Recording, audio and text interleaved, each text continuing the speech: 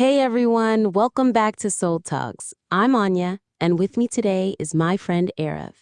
We've got something really close to our hearts to talk about today, Siva Shakti, and the way that divine energy has completely shifted our lives.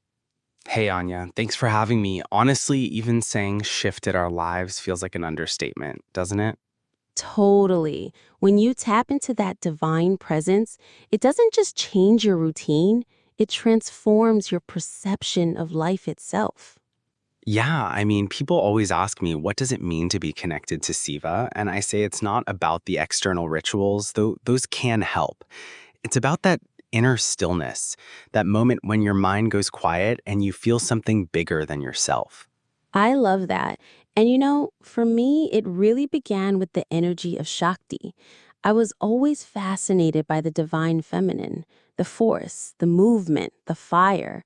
But the deeper I went, the more I saw that Shakti is never separate from Siva. She moves, he remains still.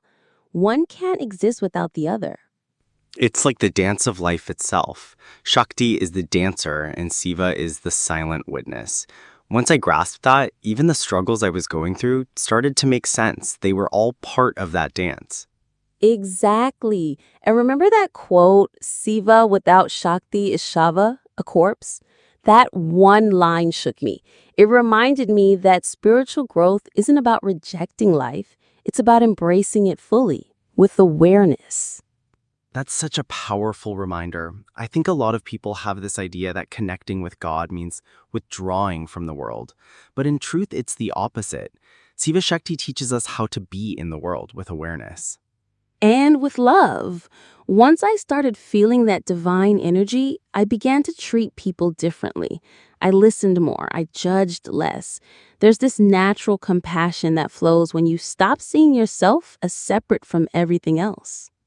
For me, it was about surrender. I used to control everything, my career, my goals, my emotions, but there was always anxiety underneath. Now I still work hard, but I let go of the outcome. I trust in something higher.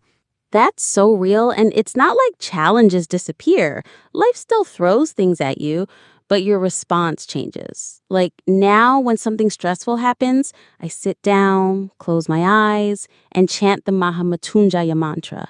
It's like calling Siva into the space. I do the same. Sometimes it's Om Namah Shivaya. Just repeating that grounds me. It's a way of remembering who I really am beneath all the noise. And it creates space to breathe, to feel, to be. We live in such a fast-paced world, but Siva Shakti invites us to slow down, to reconnect. And you don't need a temple or a mountain to do that. It can happen in your room, in traffic, even while washing dishes. It's a matter of awareness. Yes, if anyone listening feels disconnected right now, just know you're not alone. The divine is always present, even in your darkest moments. Sometimes it's those dark moments that bring us closest. Pain can crack you open in a way joy never could. That's deep and true. I think when people begin to see pain not as punishment, but as part of a higher unfolding, that's when healing begins. And that's the real power of Siva Shakti. It transforms not just our experiences, but how we relate to them. I think of it like fire. Shakti is that sacred fire that burns away what no longer serves. And Siva is the ash, the quiet, peaceful state that remains. Wow, that's beautiful. I've been reading the stories of Siva and Parvati lately, and what stands out to me is the balance. Parvati represents strength and will, Siva represents surrender and wisdom. Together, they represent a complete whole energy. Totally. And we all have those aspects within us. We're not meant to only be peaceful or only be powerful. We're meant to be both. That duality, that union is what the whole universe runs on. And once you experience that union in yourself, life begins to flow differently. You love more deeply. You forgive more easily. You trust more. Not because life is perfect, but because you start seeing the divine in everything, in joy and in sorrow. I think that's the real miracle, when we no longer separate the spiritual from the mundane. everything becomes sacred. Yes, even silence, even breath, even the small moments. Anya, before we wrap up, I'd love to leave listeners with a simple practice, something they can do right now to begin connecting with this energy. I love that idea. Go ahead. Okay, close your eyes if you can, take a deep breath in and out.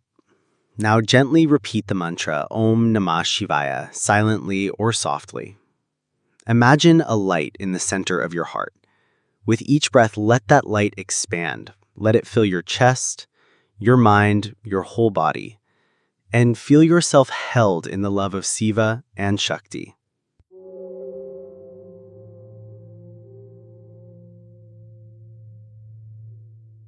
That was beautiful, Aarav. Thank you for sharing that.